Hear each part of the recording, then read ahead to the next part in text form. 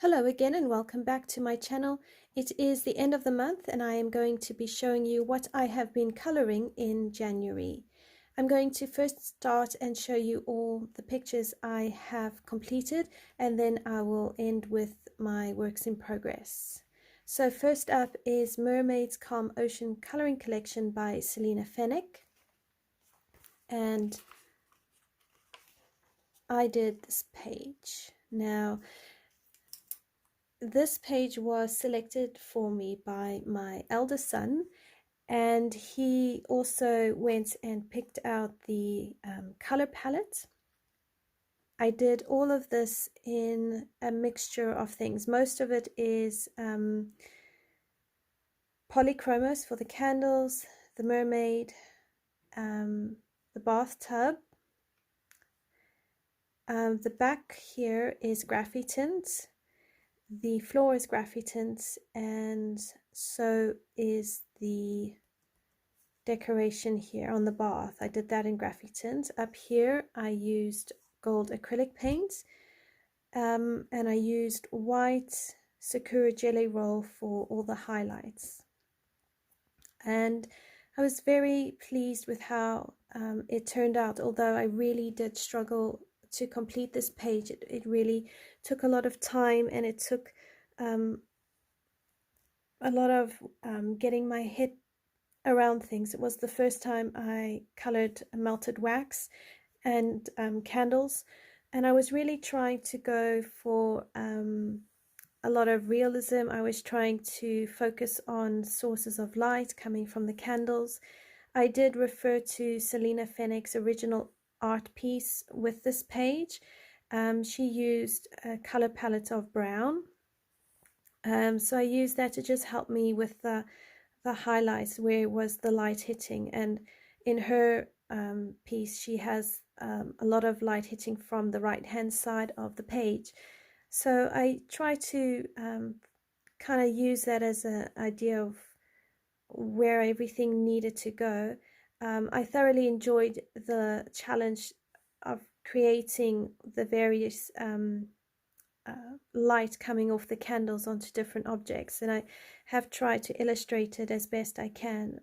Here where the flame is near the tail, over here, and some places I got it more accurately than others. Overall I think it was a great first attempt.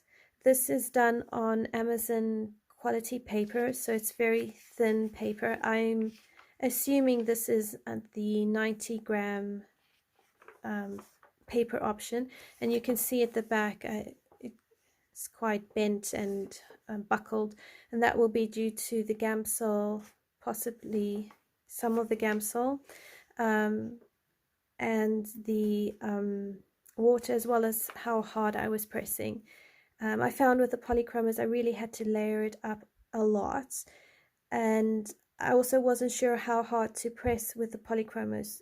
Do I use a bit more of a pressure than I would the Prismacolors, or lighter? So I'm still trying to get my head around that.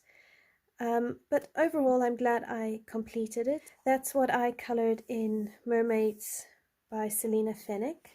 Next up is the Ink House.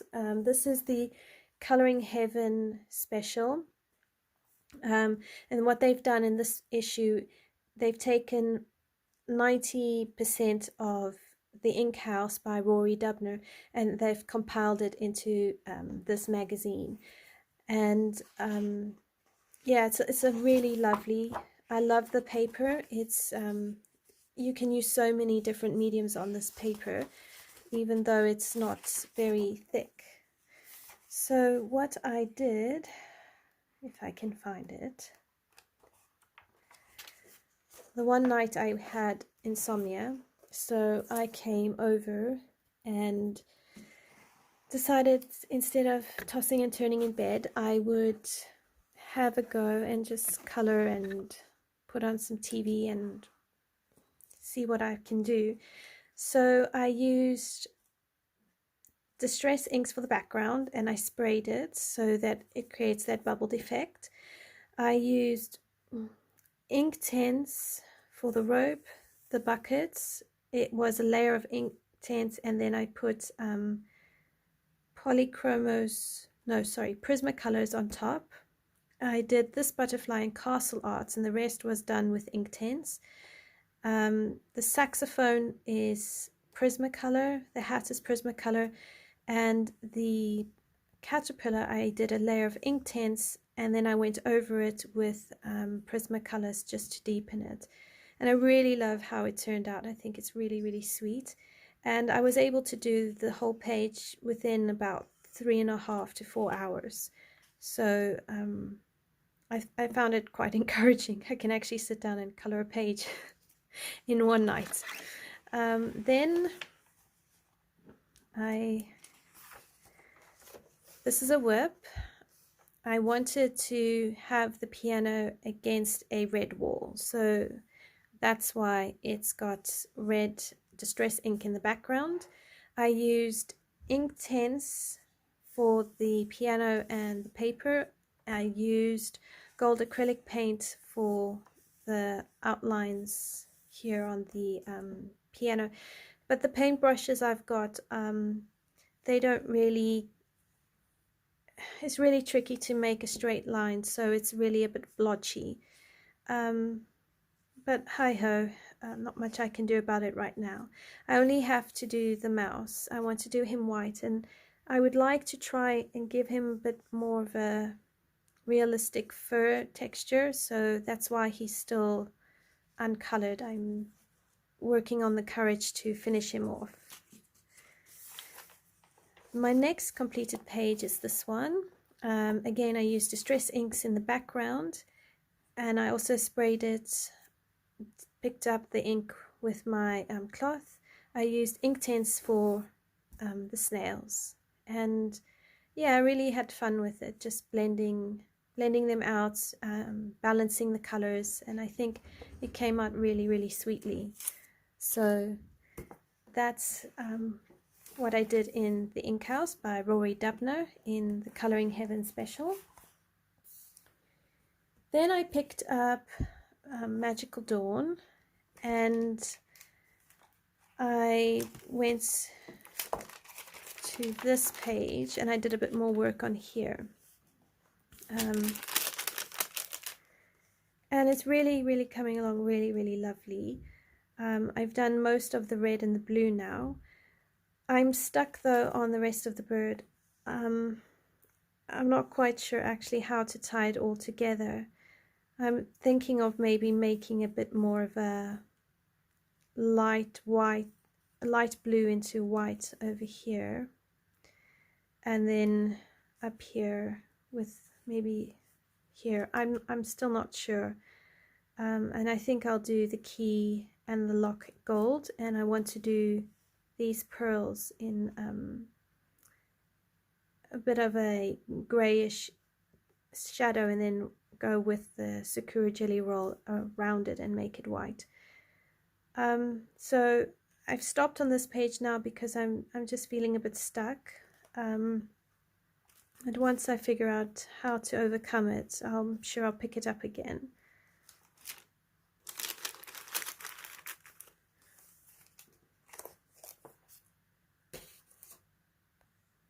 The next Hannah Carlson page I did was this mushroom page, and I used polychromos for everything and white Sakura jelly roll for the white highlights. And yeah, I think it came out all right. I didn't blend very well in the green background. I think my choice of greens might have been a bit off, but I did enjoy doing the rocks. I felt that the rocks I did quite well with the polychromos, and I do enjoy the vibrancy that I got from them. I also use a bit more of a harder pressure this time around instead of incredibly light layers, so I'm still getting my head around how to color with polychromos. The whip I am currently doing here, and I'm not doing it on tape just because it's doing my head in a little bit. What I did is I used black right on the edges. I went over it with indigo blue, endothrine blue, and then ultramarine, and here I put white over the ultramarine to create that halo. And then I'm trying to make the stars golden. I decided, instead of leaving it the way Hannah Carlson had drew it, I would draw in a line and create the impression these boys had come to the end of their road, and their road was leading them into a field, and they were surrounded by the forest. So I want to make the forest quite dark, and I want to do the mushrooms in a bioluminescence color. So I'm thinking maybe a neon color, green or blue, with quite a lot of white. And I don't know yet how to do their clothing. What I want to do with the trees is create like a light gray kind of highlight on the branches wherever the moonlight will touch. I do wonder though if I've made the sky too dark for a full moon, but anyway, I wanted to play with it and see what I got.